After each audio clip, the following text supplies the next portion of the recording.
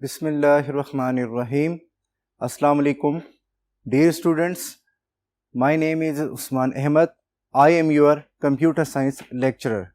Today we are going to take our lecture number 4 of unit or chapter number 6, which is function. Let's start our lecture.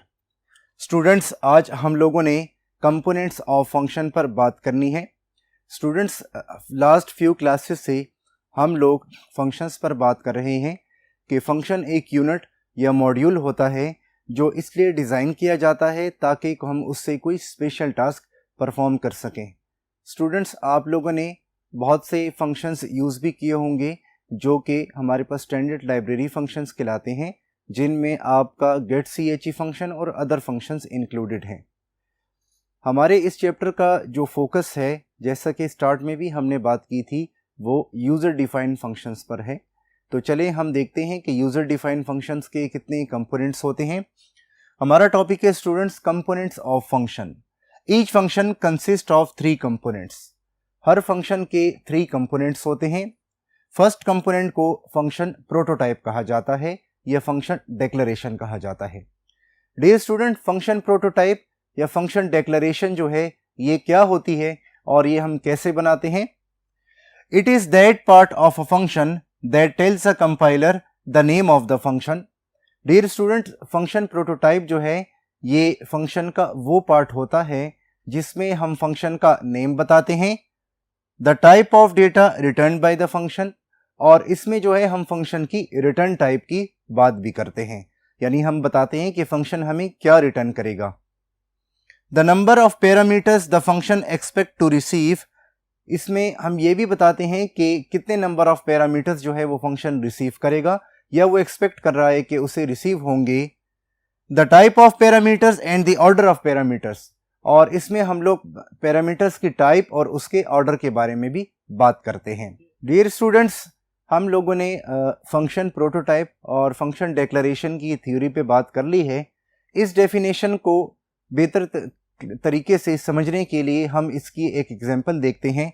Students, जैसा कि आप लोग देख सकते हैं कि हमने सबसे पहले इंटीजर डेटा टाइप को लिखा है, फिर हमने मैक्स एक फंक्शन बनाया है जिसका नाम मैक्स है. इसको हम लोग जो हैं वो 3 वैल्यूज पास करेंगे. तो डियर स्टूडेंट्स, मैक्स जो है यहाँ पे फंक्शन नेम है, इंटीजर जो है इसकी रिटर्न टाइप है, और इसको जो हम 3 वैल्यूज पास करेंगे वो हम इंटीजर टाइप की पास करेंगे. स्टूडेंट्स, हम फंक्शन की रिटर्न टाइप में जो है वो इंटीजर भी करवा सकते हैं, हम फ्लोट भी करवा सकते हैं, हम कैरेक्टर भी करवा सकते हैं, हम स्ट्रिंग भी करवा सकते हैं. डिपेंड करता है कि किस टाइप का फंक्शन हम बना रहे हैं और किस प्रॉब्लम के सोल्यूशन के लिए हम लोग जो है फंक्शन को डिजाइन कर रहे हैं. डियर स्टूडेंट्स, एक बात याद रखिएगा कि फंक्शन प्रोटोटाइप या डेक्लरेशन के आखिर में सेमीकोलन आता है. स्टूडेंट्स, फंक्शन प्रोटोटाइप या फंक्शन डेक्लरेशन जो है ये हेडर फाइल्स के नीचे और मेन फंक्शन के ऊपर लिखी जाती है और इसके आखिर में सेमीकोलन आता है. डियर स्टूडेंट्स, जो बिगिनिंग लेवल के स्टूडेंट्स होते हैं, ये गुड प्रोग्रामिंग प्रैक्टिस है कि वो फंक्शन की प्रोटोटाइप को मस्ट इंक्लूड किया करें अपने C++ के प्रोग्राम्स में. डियर स्टूडेंट्स, फंक्शन के अदर कंपोनेंट्स को, पार्ट्स को डिस्कस करने के लिए हम लोग नेक्स्ट बोर्ड पे मूव कर रहे हैं.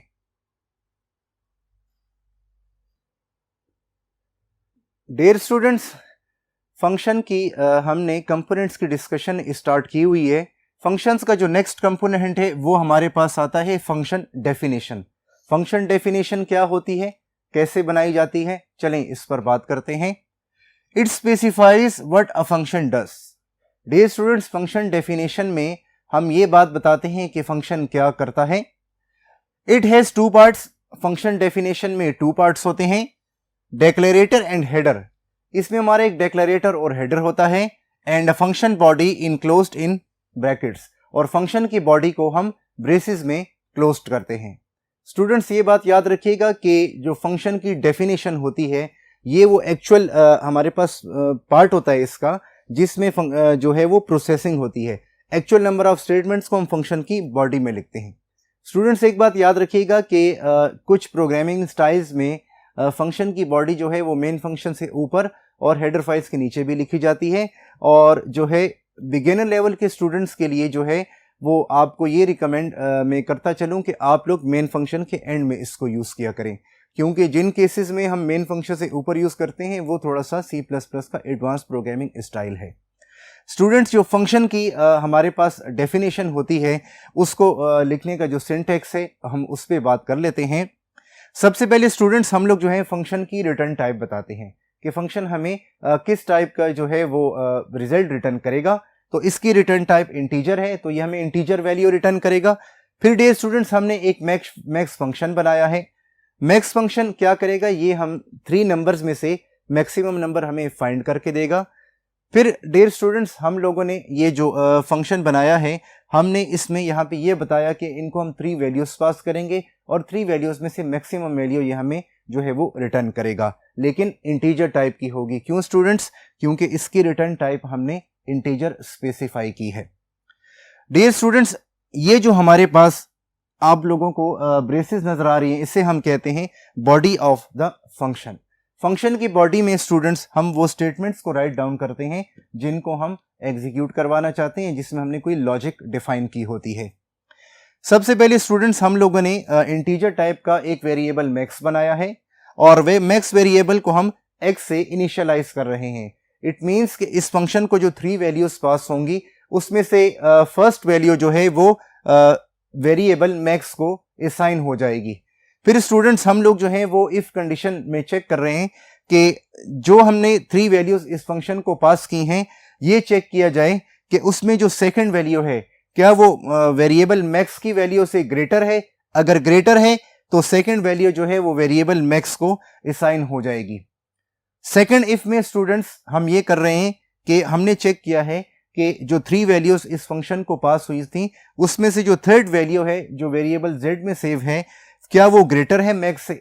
अगर वो मैक्स से ग्रेटर होगी तो जो z की वैल्यू ग्रेटर है वो मैक्स को असाइन हो जाएगी और रिटर्न कीवर्ड से हमने जो मैक्स की वैल्यू है उसे रिटर्न करवा दिया है।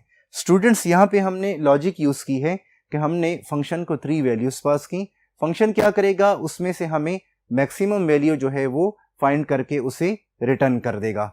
डियर स्टूडेंट्स, ये हमने बात की सेकंड पार्ट की of function, second component of function जो कि है फंक्शन डेफिनेशन या फंक्शन हमारे पास जो है वो सिग्नेचर। डियर स्टूडेंट्स, अब हम लोग थर्ड कंपोनेंट ऑफ फंक्शन पे बात करने जा रहे हैं। इसके लिए हम लोग लास्ट बोर्ड पे मूव कर रहे हैं।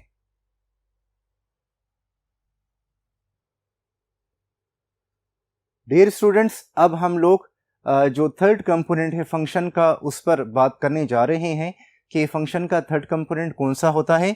तो स्टूडेंट्स, फंक्शन का जो थर्ड कंपोनेंट होता है वो फंक्शन कॉल होता है। It is a statement in the calling function to execute the code of the function. Dear students, ये कॉलिंग फंक्शन में जो है हमारे पास क्या होती हैं, कोई स्टेटमेंट्स होती हैं जिनको हम जो है वहाँ पे हम लोग क्या करते हैं, वहाँ पे हम इनको कोई वैल्यूज पास करते हैं। स्टूडेंट, ये जो हमारा फंक्शन कॉल है इसको फंक्शन इन्वोकेशन भी कहा जाता है। नॉर्मली फंक्शन कॉल या फंक्शन इन्वोकेशन में स्टूडेंट्स जो हैं वो हम क्या करते हैं, हम कोई वैल्यूज पास करते हैं और वो वैल्यूज वहाँ से फिर जो हैं वो पास हो जाती हैं फंक्शन की डेफिनेशन में। स्टूडेंट्स, यहाँ तक हम लोगों ने 3 कंपोनेंट्स ऑफ फंक्शन को डिस्कस कर लिया है, जिसमें हमने फर्स्ट ऑफ ऑल हमने फंक्शन प्रोटोटाइप डिक्लेरेशन पे बात की, फिर हमने फंक्शन डेफिनेशन पे बात की, फिर हमने फंक्शन इन्वोकेशन या फंक्शन कॉल पे बात की। स्टूडेंट्स, स्टार्ट से आप लोगों को जो है वो फंक्शन का कॉन्सेप्ट क्लियर हो रहा है कि फंक्शन की इंपॉर्टेंस प्रोग्रामिंग लैंग्वेजेस में क्या है। ये जो स्टूडेंट्स हमने कंपोनेंट्स डिस्कस किए ये यूज़र डिफाइंड फंक्शन के कंपोनेंट्स हैं। आप लोगों के माइंड में क्वेश्चन आ सकता है कि क्या यही कंपोनेंट्स हमारे पास जो हैं प्री डिफाइंड लाइब्रेरी फंक्शन या बिल्ट इन फंक्शंस के भी होते हैं। यस स्टूडेंट्स, यही कंपोनेंट जो हैं हमारे पास बिल्ट इन फंक्शंस के भी होते हैं, लेकिन उनके ये कंपोनेंट जो हैं ये हेडर फाइल्स में पहले से डिफाइन होते हैं और वो हेडर फाइल्स जो हैं वो हमारे पास प्री कंपाइल्ड होती हैं। डियर स्टूडेंट्स, हम लोग बात कर रहे थे कि फंक्शंस को किन सिनेरियोज में यूज़ करना चाहिए, फंक्शन को जो है उसकी इम्पोर्टेंस क्या है। तो अगर मैं आपके सामने कुछ सिनेरियोज रखता हूँ उससे हमें फंक्शन की इम्पोर्टेंस जो है वो फर्दर क्लियर हो जाएगी। स्टूडेंट्स, जैसा कि हम लोग जानते हैं कि हमारे पास C++ प्रोग्रामिंग में जो कंस्ट्रक्ट्स हैं वो 3 टाइप्स के हमने देखे। स्टार्ट से आप लोग भी देख रहे हैं हमारे पास होते हैं sequential control construct. Sequential control constructs वो कंस्ट्रक्ट्स होते हैं जिनमें लाइन बाय लाइन एग्जीक्यूशन होती है। सेकेंड टाइप ऑफ कंस्ट्रक्ट जो होते हैं उन्हें हम कहते हैं रेपिटिशन कंट्रोल कंस्ट्रक्ट्स या लूप्स कहते हैं। लूप्स का कॉन्सेप्ट ये है repetition of same statements again and again. हमारे पास अगर कोई स्टेटमेंट्स का एक ग्रुप है वो रिपीट हो रहा है या अगेन एंड अगेन एग्जीक्यूट होता है, इससे लूप कहा जाता है। थर्ड कंस्ट्रक्ट जो हमारे पास आते हैं उसमें वो डिसीजन कंट्रोल स्ट्रक्चर्स हमारे पास आते हैं, वो भी स्टूडेंट्स आप लोगों ने डिस्कस किए।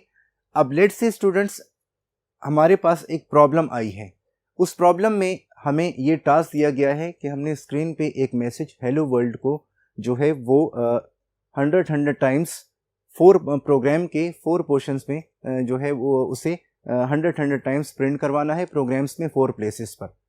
अब अगर इस प्रॉब्लम को हम सॉल्व करें सीक्वेंशियल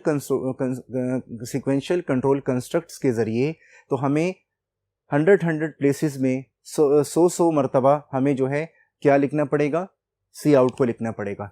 इससे हमारे प्रोग्राम का साइज़ भी लार्ज होगा स्टूडेंट्स और वो मेमोरी भी ज़्यादा लेगा। सेकंड सिचुएशन ये है कि स्टूडेंट्स हम लोग क्या करें, हम लोग लूप्स यूज़ करें और जहाँ पे हमने 100 टाइम्स हेलो वर्ल्ड को प्रिंट करवाना है वहाँ पे हम जो है एक लूप लगा के ये काम कर लें। देखिए स्टूडेंट्स, इस सिनेरियो में रेपिटेशन तो हो रही है, लेकिन अगर हम फर्स्ट केस को देखें सीक्वेंशियल कंट्रोल कंस्ट्रक्ट्स को, तो उस केस में हमें 400 टाइम्स सी आउट को यूज़ करना पड़ेगा। सेकेंड सिनेरियो में अगर हम देखें तो हमें 4 टाइम्स लूप यूज़ करने पड़ेंगे, उससे कुछ रेपिटेशन कम हो जाएगी। और अगर थर्ड सिनेरियो में हम बात करें तो स्टूडेंट्स वो हमारे फंक्शंस होते हैं। फंक्शन का एडवांटेज ये है कि इसके ज़रिए हम रेपिटेशन को मिनिमाइज़ कर देते हैं। डियर स्टूडेंट्स, आजकल की कुछ एडवांस प्रोग्रामिंग लैंग्वेजेस में फंक्शंस को मेथड्स भी कहा जाता है, जिसमें हमारे पास जावा लैंग्वेज आती है जो कि 1990s में सन माइक्रो सिस्टम ने डिज़ाइन की थी। हमारे पास जून 2000 में माइक्रोसॉफ्ट कंपनी ने C# लैंग्वेज को बनाया था, ये हमारे पास लैंग्वेज भी आती है। तो स्टूडेंट्स हमारे पास कुछ लैंग्वेजेस में फंक्शंस को प्रोसीजर भी कहा जाता है। फंक्शंस की support almost all programming languages में होती है और इनसे जो है वो टास्क्स को या कुछ इनसे जो है ऐसे हम अपनी प्रॉब्लम्स के सॉल्यूशन सॉल्व करवाते हैं कि जो नॉर्मली हम लोग जो है बिल्ट इन या लाइब्रेरी फंक्शन से नहीं सॉल्व करवा सकते, इसीलिए यूज़र डिफाइंड फंक्शंस को बनाया जाता है। स्टूडेंट्स, आपके माइंड में ये क्वेश्चन भी आएगा कि क्या हर प्रॉब्लम के सॉल्यूशन के लिए अलग अलग यूज़र डिफाइंड फंक्शंस होते हैं? तो ऑफ कोर्स हमारे पास जब डिफरेंट प्रॉब्लम्स होती हैं तो उनके लिए डिफरेंट यूज़र डिफाइंड फंक्शंस बनाए जाते हैं। हम इसकी एग्जांपल कुछ इस तरह से ले सकते हैं। फॉर एग्जांपल, हम लोगों ने जो है 2 नंबर्स को ऐड करना है, इसके लिए हमने एक प्रोग्राम बनाना है और हम चाहते हैं ये हम फंक्शंस का कॉन्सेप्ट यूज़ करते हुए बनाए प्रोग्राम। तो इसके लिए डेफिनेटली स्टूडेंट हम सम का फंक्शन बनाएंगे, जिसे हम 2 वैल्यूज़ पास करेंगे, वो हमें इसका सम करके रिटर्न करेगा। सेकेंड सिनेरियो में लेट्स से स्टूडेंट्स हम लोगों ने 2 नंबर्स का स्क्वायर फाइंड करना है या हमने उनका क्यूब फाइंड करना है, तो डेफिनेटली उसके लिए हम स्क्वायर या क्यूब फंक्शन बनाएंगे। तो हमारे पास जो है प्रॉब्लम्स डिफरेंट होती हैं, डिफरेंट प्रॉब्लम्स के लिए different type of user defined functions हम लोग बनाते हैं। स्टूडेंट्स, ऑलवेज एक बात आप लोग याद रखा करें कि जब भी आप लोग फंक्शंस को यूज़ करें तो फंक्शंस में जो हमने इसके फर्स्ट कंपोनेंट पे बात की जो कि था फंक्शन प्रोटोटाइप या फंक्शन डिक्लेरेशन, ये ऑप्शनल होता है। इसको अगर आप यूज़ कर लें तो as a good programming practice ये बेटर है। अगर आप यूज़ ना भी करें तो इससे कोई फ़र्क नहीं पड़ता, लेकिन मैं आपको ये रिकमेंड करूँगा क्योंकि आप लोग अभी बिगिनर्स हैं प्रोग्रामिंग में, तो आप इसको मस्ट यूज़ किया करें और इसको आप जो है मेन फंक्शन से ऊपर हेडर फाइल के नीचे यूज़ किया करें। और हमने जो बात की कि फंक्शन की जो प्रोटोटाइप है या जो फंक्शन की डिक्लेरेशन है उसमें जो हम 3 चीज़ें बताते हैं, फंक्शन नेम, फंक्शन की रिटर्न टाइप और नंबर ऑफ पैरामीटर्स, इसको आप ज़रा ख्याल रखा करें और कोशिश ये करें कि फंक्शन को जो नेम बनाएं वो मीनिंगफुल हो, जिसको देख के ही हमें समझ आ जाए कि ये फंक्शन हमारे लिए क्या टास्क परफॉर्म करेगा। सेकंड स्टूडेंट्स, हमने बात की थी फंक्शन डेफिनेशन की बात की थी। फंक्शन डेफिनेशन स्टूडेंट्स जो है वो मेन फंक्शन के आखिर में की जाती है, लेकिन एडवांस प्रोग्रामिंग स्टाइल्स में इसको मेन फंक्शन से ऊपर भी लिखा जाता है। एक बात यहाँ पे याद रखिए स्टूडेंट्स, अगर फंक्शन डेफिनेशन को मेन फंक्शन की बॉडी के आखिर में लिखा जाता है तो आप लोगों ने मेन फंक्शन से पहले और हेडर फाइल्स के बाद फंक्शन प्रोटोटाइप को मस्ट इंक्लूड करना है। और अगर आप लोग एडवांस प्रोग्रामिंग स्टाइल में काम कर रहे हैं जिसमें आप फंक्शन की डेफिनेशन को जो है वो हेडर फाइल मेन फंक्शन के ऊपर और हेडर फाइल्स के बाद लिख रहे हैं तो उस टाइम फंक्शन प्रोटोटाइप आपको लिखने की ज़रूरत नहीं है। ये एडवांस प्रोग्रामिंग स्टाइल था, इसके बारे में मैंने आपको बताया था। थर्ड स्टूडेंट, हमने इसके कंपोनेंट पे बात की थी फंक्शन कॉल या फंक्शन इन्वोकेशन। फंक्शन कॉल या फंक्शन इन्वोकेशन नॉर्मली जो C++ का प्रोग्राम हम देख रहे थे उसमें हमने देखा या आगे चल के आप लोग देखेंगे वो मेन फंक्शन की बॉडी में होती है। मेन फंक्शन की बॉडी में जब भी फंक्शन को कॉल किया जाता है समटाइम्स उसे वैल्यू पास कर दी जाती है, समटाइम नहीं भी की जाती। तो जिन केसेस में उन्हें वैल्यू पास कर दी जाती हैं, जैसे अगर हम एग्जांपल लें जो कि अभी हमने स्टार्ट में डिस्कस की, जिसमें हमने 3 वैल्यूज़ पास करवानी थी और उनसे हमने एक मैक्सिमम वैल्यू जो है वो रिटर्न करवानी थी। तो उन केसेस में स्टूडेंट्स आप लोगों ने देखा कि हमने फंक्शन की जो प्रोटोटाइप है या जो फंक्शन की डिक्लेरेशन है उसमें हमने इंटीजर टाइप के 3 वेरिएबल्स बनाए थे। फिर इसी तरह स्टूडेंट्स आप लोगों ने सेकंड कंपोनेंट जो था फंक्शन डेफिनेशन, उसमें भी आप लोगों ने देखा था कि हम लोगों ने उसके जो हैं वो क्या किया था, 3 वेरिएबल्स बनाए, उसको 3 वैल्यूज़ पास हुई। वहाँ पे हमने इफ़ कंडीशन लगाई और हमने इफ़ कंडीशन में चेक किया कि जो वैल्यू मैक्सिमम है उसको हमने रिटर्न करवाने की कोशिश की। और जब हमने मैक्स फंक्शन बनाया तो जो मैक्स फंक्शन की कॉल है या इन्वोकेशन है जो इसका सेकंड नेम कहलाता है, ऑफ कोर्स उसे डियर स्टूडेंट्स हम लोग जो हैं वो मेन फंक्शन की बॉडी में करेंगे। आई होप स्टूडेंट्स आज का क्लास का टॉपिक आप लोगों ने लाइक किया होगा। आप लोग इस टॉपिक को जो है बेहतर तरीके से अगर समझना चाहते हैं तो आपने इसको बुक से भी रीड करना है, प्लस आप लोगों ने लेक्चर से भी कॉन्सेप्ट क्लियर करना है। स्टूडेंट्स एक बात याद रखिएगा, ये आप लोगों का प्रोग्रामिंग का जर्नी है जो स्टार्ट है और प्रोग्रामिंग जो है ये प्रैक्टिस से आती है। Always remember practice makes a man perfect. इसी स्टेटमेंट के साथ आपसे इजाज़त चाहता हूँ। नेक्स्ट टाइम आपसे न्यू लेक्चर में मुलाकात होगी। अपना ख्याल रखिएगा। अल्लाह हाफिज़।